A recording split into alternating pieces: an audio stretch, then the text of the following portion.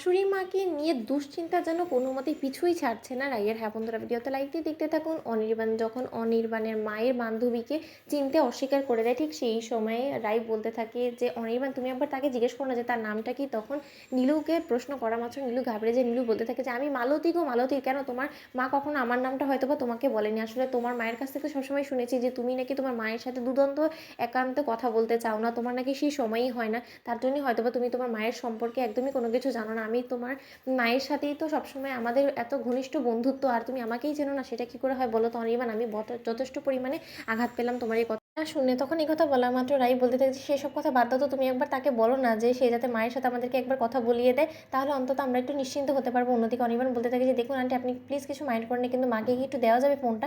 আর মায়ের সাথে একটু কথা বলেন, আমাদের মনটা একটু শান্ত হতো, কারণ আমরা মাকে নিয়ে যথেষ্ট পরিমাণে চিন্তিত। অন্যদিকে এই কথা বলা মাত্র নীলু বলতে থাকে যে সর্বনাশ করেছে, এবার যদি এই ছেলে জেদ ধরে বসে যে ওর মায়ের সাথে কথা বললো তখন আমি কী করবো। অন্যদিকে নীলু গোটা বিষয়টাকে ঘুরিয়ে দেওয়ার জন্য বলতে থাকে যে ও তো আসলে আর বন্ধুদের সাথে অন্য কোথাও গিয়েছে। ও আমাকে বললো যে তুই যেহেতু নেটওয়ার্কের মধ্যে আছিস তাই তুই বরঞ্চ আমার বাড়িতে ফোন করে বলে দে, তাহলে অন্তত আমার ছেলেটা একটু দুশ্চিন্তা কম করবে। কারণ মায়ের মন তো মা খুব ভালো করে আন্দাজ করতে পারে যে তার সন্তানেরা ঠিক এই মুহূর্তে কোথায় আছে বা কী করছে। তার জন্যই আসলে আমার মনে হলো যে না, আমার দায়িত্ব কর্তব্য বোধ থেকে অন্তত তোমাকে এই বিষয়টা জানিয়ে দেওয়াটা বেটার। তার জন্য আমি জানালাম। আর অনির্বাণ, তোমাকে আরেকটা কথা আমি বলে রাখছি যে আমরা কিন্তু যথেষ্ট পরিমাণে দূরে আছি, আর সেই জায়গাটা থেকে সবসময় কিন্তু নেটওয়ার্ক পাওয়া যায় না। তাই হয়তো বা তোমার সাথে সবসময় তোমার মায়ের কথা নাও হতে পারে, তাই তোমাকে আমি বলছি তুমি প্লিজ টেনশন করো না।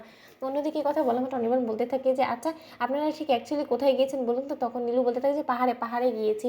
অনিদা, তখন অনিদা বলা মাত্রই অনির্বাণ বলতে থাকে যে আপনি আমাকে অনিদা কেন বললেন বলুন তো, আপনার এই ডাকটা না আমার যথেষ্ট পরিমাণে চেনা চেনা মনে হচ্ছে। অন্যদিকে নীলু বলতে থাকে সর্বনাশ করেছে, কেন আমি মুখ ফসকে এরকম করে অনিদা বলে উঠলাম। সত্যিই তো অনির্বাণ দাদা ভাইয়ের মায়ের বান্ধবী নিশ্চয়ই অনির্বাণ দাদা ভাইকে অনিদা বলবে না, অনি বলবে। অন্যদিকে নীলু বলতে থাকে যে না না, কী থেকে কী শুনেছো সেই সব নিয়ে একদম তুমি টেনশন করো না, আমি বরঞ্চ এখন ফোন রাখছি। হ্যাঁ, আমার এখানে নেটওয়ার্ক প্রায় যায় যায় অবস্থা। অন্যদিকে ফোন রাখা মাত্রই কোয়েল বলতে থাকে যে দেখেছো তো অনির্বাণ, আমি তোমাকে বলেছিলাম না যে তুমি শান্ত হও, তুমি মিছিমিছি এতটা টেনশন করছিলে তোমার মাকে নিয়ে। দেখেছো তো তোমার মায়ের খবর তোমার কান অব্দি পৌঁছে যাওয়ার একটা না একটা ব্যবস্থা ঠাকুর ঠিকই করে দিল।